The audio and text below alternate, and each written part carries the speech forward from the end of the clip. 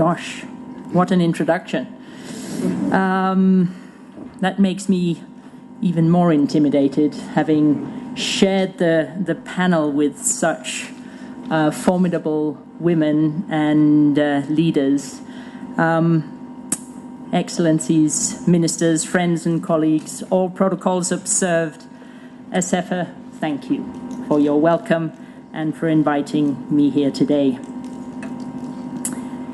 It has been said that hunger does not discriminate.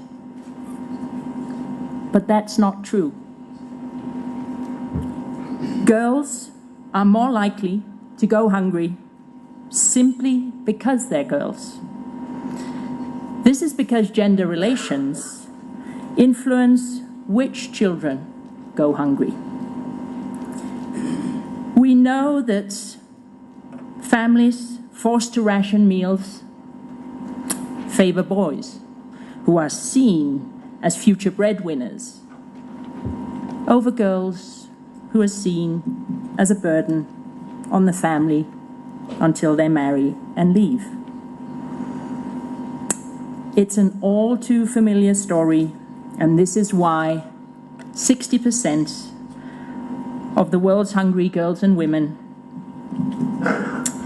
60% of the world's hungry are girls and women.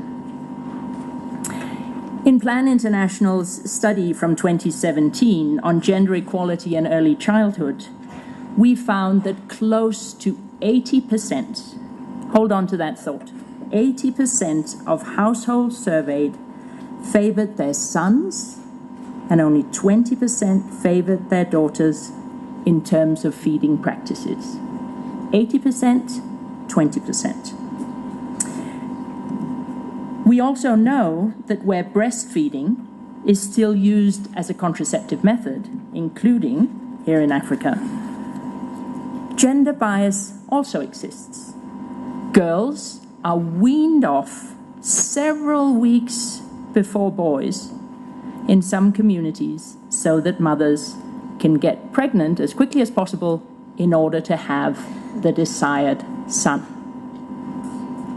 And the gender dynamics don't stop there. They continue throughout the life cycle of a girl, through adolescence and into womanhood.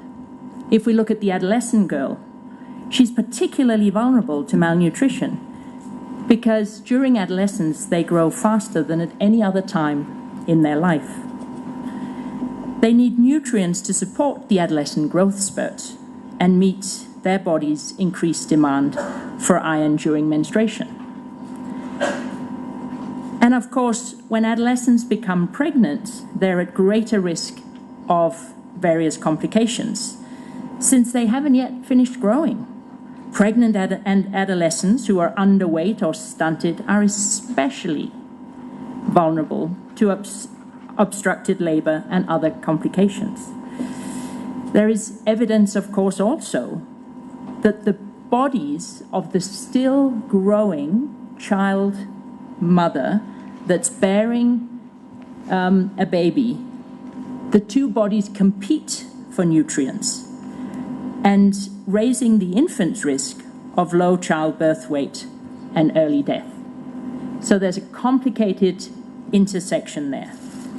Poverty and hunger only serves to compound other prejudices already faced by girls and women across Africa. Hunger has even been shown to be a factor in driving up child marriage. And as humanitarian crises happen more often, last longer, and the climate crisis makes extreme weather events more frequent, we know that it's girls and women who are the most likely to go hungry as a result. So we have to tackle poverty and hunger. We cannot leave any child hungry. But in doing so, we also have to tackle the deep-rooted gender norms and social attitudes that mean that when hunger and poverty strike, it's girls and women who pay the highest price. Gracia, you used my favorite Einstein quote, "It is insanity to stay on the same path, and we need to revisit our approaches." Plan International stands in solidarity with all the countries that we work in Africa, with all the communities that we have served and will continue to serve in Africa, to find a deliberate and bolder approach to contributing to ending child hunger in Africa that focuses on improving the lives of millions of African girls and boys and recognizing the unique challenges faced by adolescent girls and young mothers. We should all try to build our approaches around progressive initiatives that bring girls and young women to the center of our work and in their communities.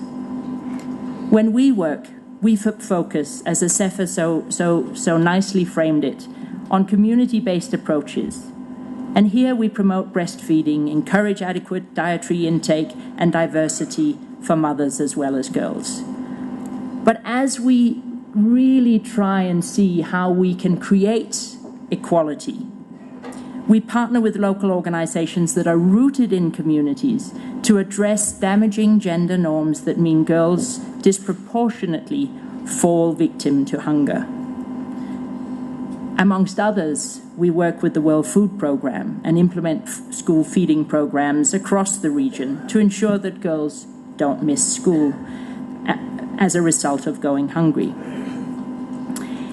In food insecurity crisis, we work with communities to find alternative coping strategies that do not strengthen or give fuel to the harmful impacts on girls and women.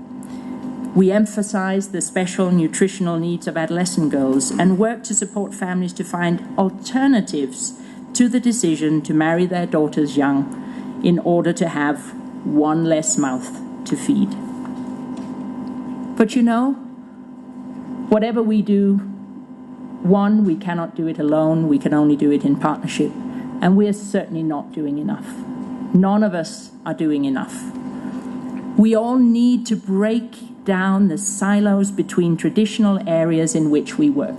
Education, health, sanitation, nutrition. Together we need to stop pretending that these things are not intrinsically interlinked. We know that better education for girls has shown to be an effective way of reducing child stunting. We know that the social, economic status and actions and choices of more educated mothers during pregnancy and child rearing have an enormous impact on children's nutritional status. In fact, one study, and here's another set of numbers that I really want you to hold on to. One study carried out by WFP showed that women's education contributed 43% to the reduction of child undernutrition over time, where food availability accounted for only 26%. So the education of a girl child will potentially have double the impact on hunger and undernutrition as food availability.